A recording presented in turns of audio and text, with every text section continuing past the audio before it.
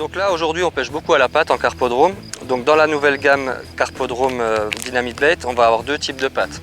Une patte prête à l'emploi en petite boîte comme ça, et je vais vous montrer là comment fabriquer donc une patte qui est livrée donc sèche, hein, sous forme de farine.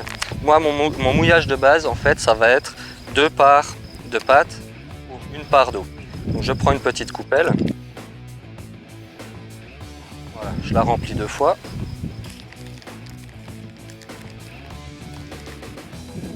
Voilà, là j'ai 2 coupelles de pâte et j'ajoute une coupelle d'eau. Voilà, et là je vais mélanger le tout et j'essaye de former une boule. Une fois que j'ai bien cherché toute la partie sèche autour, donc là je prends la boule, j'essaye de récupérer toutes les petites miettes qui sont au fond. Et on voit que j'arrive à former une boule, donc ça fait une belle consistance comme ça. Donc là je viens juste de la faire, l'idéal c'est de patienter un petit quart d'heure, le temps que toute la matière soit bien mouillée. Mais là on voit qu'on obtient vraiment une très bonne texture. Donc là l'avantage, là j'ai fait un mouillage de base, c'est-à-dire que j'ai fait 2 parts pour 1 part d'eau. Mais si vous voulez quelque chose de plus collant, il suffit de mettre un petit peu plus d'eau et on a quelque chose qui va tenir plus longtemps à l'hameçon.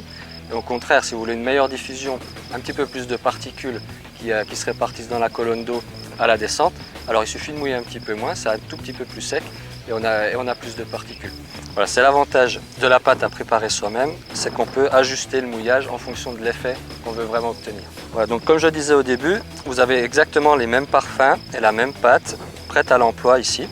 Donc là, on voit qu'on a déjà une très belle texture, très collante cette fois-ci. Et on a quelque chose voilà, qui va très bien tenir à l'hameçon. Vraiment un très beau poteau.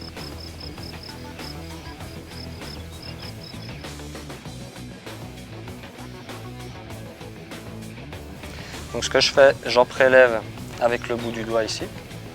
Et donc je vais le mettre sur l'hameçon.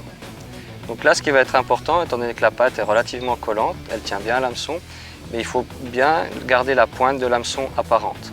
Donc là, je vais former la boule de pâte autour de l'hameçon tout en gardant la pointe apparente.